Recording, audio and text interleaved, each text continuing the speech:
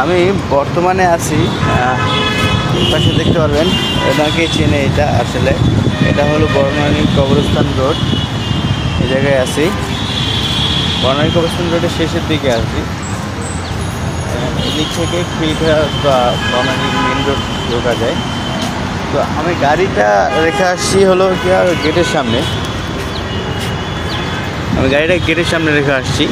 তবে এই রাস্তাটা আপনাকে দেখাইতে চাই, কারণ এই রাস্তাটা অনেক সুন্দর, মানে এই জায়গার হাঁটার জায়গাটা অনেক সুন্দর। পাবলিক ভ্যালি, জীব মাত্রই মৃত্যুর স্বাদ গ্রহণ করিবে, আমি তোমাদেরকে মন্দ ও ভালো দিয়ে বিশেষভাবে পরীক্ষা করে থাকি, এবং আমারই কাছে তোমরা প্রত্যাবৃত্ত হবে। সূরা আম্বিয়া আয়াত 35। যেটা বলা হলে মাত্রই মৃত্যু হবে। এখান থেকে ঢুকতেই এপাশে একটা মসজিদ আছে, এদিকে যদি ঢুকি আমরা তাহলে এদিকে মসজিদ পাবো। এটাই সম্ভবত মসজিদ না, এটা বিল্ডিং। এখান থেকে ঢুকলে সুন্দর একটা পরিবেশ। কবরস্থানটাই দেখায় আগে।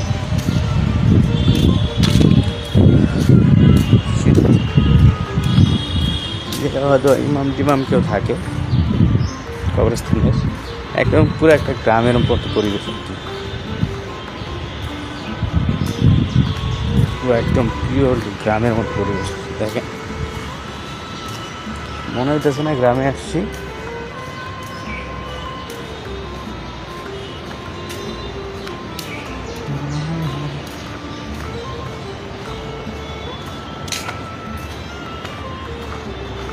আমার কাছে তো মনে হইতেছে একদম গ্রামে আসছি। এটা আসলে মসজিদ না, মানে আমার মনে হয় কবরস্থানের লোকজন আসলে এই জায়গায় থাকে বলে মনে হয়। তবে পরিবেশটা কিন্তু অনেক সুন্দর। ওই পাশটায় এবার কিছু জায়গা আছে যেখানে আছে জিনিসপত্র আছে। কোকিল ডাকে,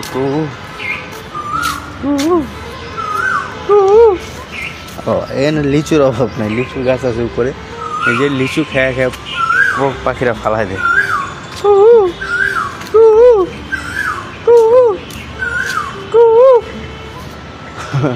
ওদের সঙ্গে ফাজলামি করতে ভালোই লাগে। আসলে মানুষ তো বাদরই জাত, আমরা তো আসলে বাদরই। পরিবর্তনের যুগের বিবর্তনে মানুষের এই অবস্থা, কিন্তু স্বভাব তো আর যায় না। যাই হোক, আমি মনে করছিলাম একটা মসজিদ হবে, সম্ভবত মসজিদের স্টাফদের জন্য মনে কোনো জায়গা এটা। যাই হোক, বের হয়ে যাই, আমরা আসলে কবরস্থানটাই দেখি। হ্যাঁ, এখানে কি লিখছে? জীবন ক্ষণস্থায়ী, মৃত্যুকে স্বাগত জানাতে আমরা আত্মসমর্পণ করি, এটাই চিরন্তন। এই ভাবনা থেকেই শিল্পকর্মটির নাম স্বর্গের দ্বার। আচ্ছা, এটা স্বর্গের দ্বার বানাইছে, মানে দুয়ার। আর যাই হোক, কথাটা কিন্তু সত্য যে আপনি জন্মানে মরতেই হবে, চিরন্তন সত্য এইটাই। যে প্রাণী জীবনের স্বাদ গ্রহণ করবে সে মৃত্যুর স্বাদও গ্রহণ করবে। এটা হলো গিয়া এপাশ থেকে ছোট ছোট ফাঁকা আছে, মানে ওই পাশে কবর দেখা যায় এরকম আর কি। তবে এটা হলো রাস্তা, ফুটপাত। দেখেন কত সুন্দর, এই জায়গায় কাঁঠাল গাছে কাঁঠাল ধরছে। ফুটপাতটা আসলে এভাবে না দেখা, আমি আসলে জায়গায় দেখাতে চেয়েছিলাম, সেটা হলো এইটা রাস্তাটা দেখেন, এই গাছটা বিশেষ করে ওয়াও, এই গাছটা আর কি।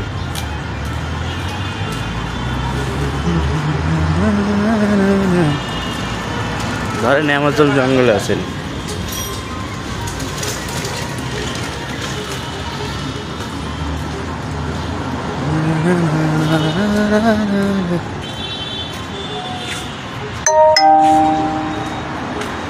আচ্ছা এই ফলগুলাকে কেউ চিনেন? এটা কি গাছ বলে আমি জানি না আসলে, তবে এই ফলগুলো এই জায়গার নিচে অনেক পড়ে আছে।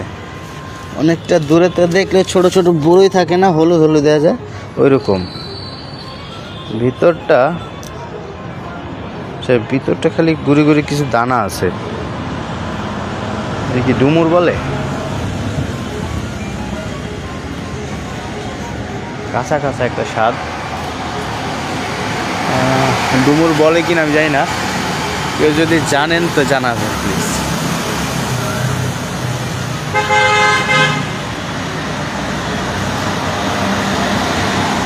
যাই হোক, আমরা আরেকটু আগাই।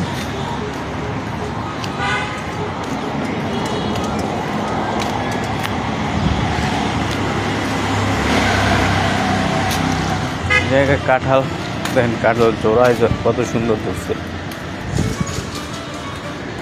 কাঁঠাল।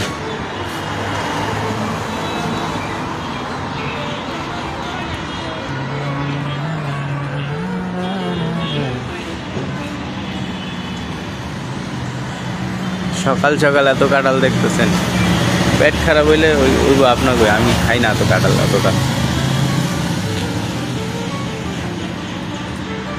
আমি ছোটোবেলায় কাঁঠাল খাইতাম, কিন্তু কাঁঠাল খাওয়ার একটা জিনিস হলো, কাঁঠাল খাইলে গরম, প্রচণ্ড গরম লাগে। এমনিতে আমার অনেক গরম, তারপরে কাঁঠাল খেলে অনেক বেশি গরম লাগে। কাঁঠাল কাদের পছন্দ কমেন্ট করে জানাবেন অবশ্যই।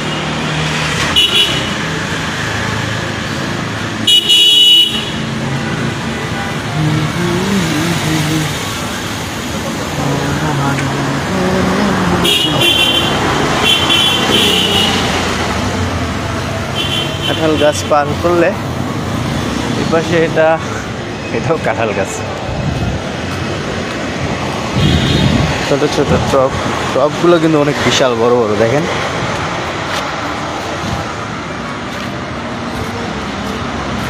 তবে কিন্তু সুন্দর। ইদানিং আসলে সবুজ জিনিসগুলো আমাকে টানে, মানে সবুজ জিনিস বলতে খালি সবুজ, ডাইরেক্ট সবুজ কালার না। আচ্ছা, এই আমার বাইক আমি এই জায়গায় রাখছি, রেখে আমি মাসে গেছিলাম হাইটা, আসলে আপনাকে ওই জিনিসগুলো দেখানোর জন্য, এই রাস্তাটা দেখানোর জন্য।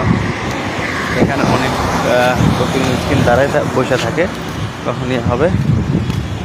আর এটা হলো কবরস্থানের মেনলি গেট। আমি শুনছি এখানে নাকি মসজিদও আছে।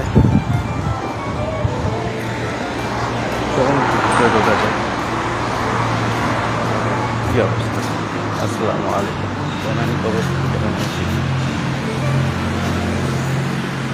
নামাজের অবস্থা হচ্ছে, এই হলো অবস্থা। কিন্তু সুন্দর, কিন্তু দেখেন, এদিকে দেখাই, এদিকে দেখাই,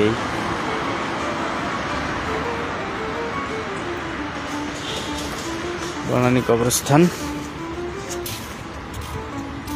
আমরা এক সাইড দিয়ে ঘুরে ওই সাইড দিয়ে বের হয়ে যাবো, তাইলে যে এক একটা কবর শান বাঁধানো, মানে টাইলস করা। এই জায়গায় আমাদের এলাকায় যে কবরটা হয়, ওইগুলো দেখা গেছে যে একটা কবর 10-5 বছর হইলে ওইটা মাটি হয়ে যায়, পরে ওইটার উপর আরেকটা কবর দেয়। কিন্তু এই জায়গায় জিনিসটা এমন না, এই জায়গায় সব শান বাঁধানো, পারিবারিক কবর। মরহুম ইকরামুল কবির, খুলনার লোক। আচ্ছা, এখানে সব বলাই আছে কবর, আপনারা দেখতে থাকেন। এর মধ্যে আমি একটা কাজ করি, একটু গুগলে যাই না, দেখতেছেন তো মনে হয়, দেখতে থাকেন। কবর আমার কাছে ভালো লাগে আসলে, সত্যি কথা। আমার কাছে মনে হয় যে এরা কত শান্তিতে ঘুমায় আছে, মানে কত তাড়াতাড়ি। আর এই যে কবরস্থানে গাছ গোছালি খুব ভালো হয়, বিশেষ করে ফুলগুলা দেখেন, ওই ফুলটা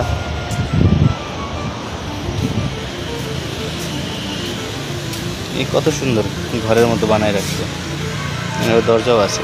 ওনারা মনে হয় সমস্ত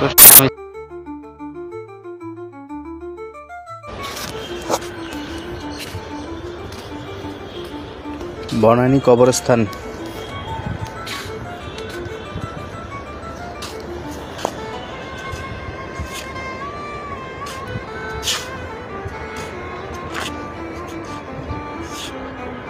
বনানী কবরস্থান।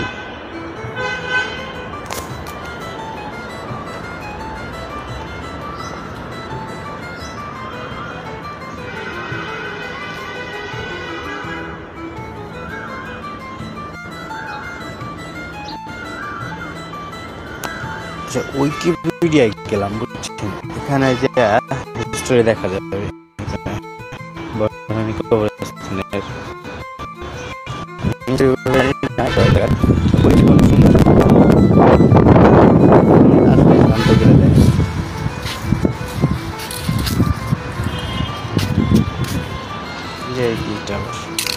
এটা বড় করে ঘর বানায় রাখছে,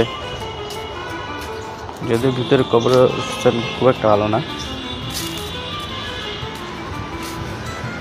আচ্ছা, বনানী কবরস্থান এরিয়া, বনানী কবরস্থান বনানী ঢাকার বনানী পাড়ায় অবস্থিত একটি কবরস্থান। এটি ঢাকার 8টি রাষ্ট্র পরিচালিত কবরস্থানের মধ্যে একটি এবং প্রায় 22,000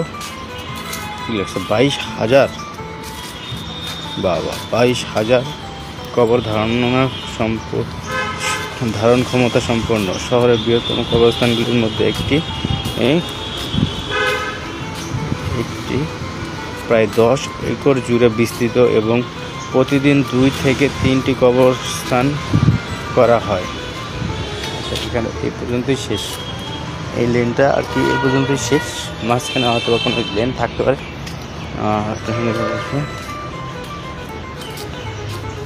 শহরের বৃহত্তম কবরস্থানগুলির মধ্যে একটি প্রায় 10 একর জুড়ে বিস্তৃত এবং প্রতিদিন 2 থেকে 3টি কবর করা হয়।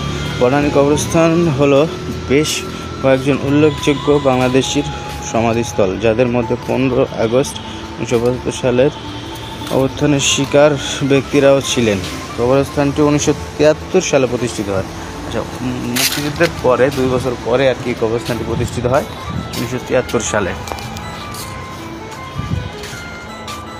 এখানে মুক্তিযুদ্ধের সময় বা এর পরবর্তীতে 1975 গণ অভ্যুত্থান হয়, সেখানে অনেক লোক মারা গিয়েছিল। ওই সময় এই কবরে অনেক লোক আছে।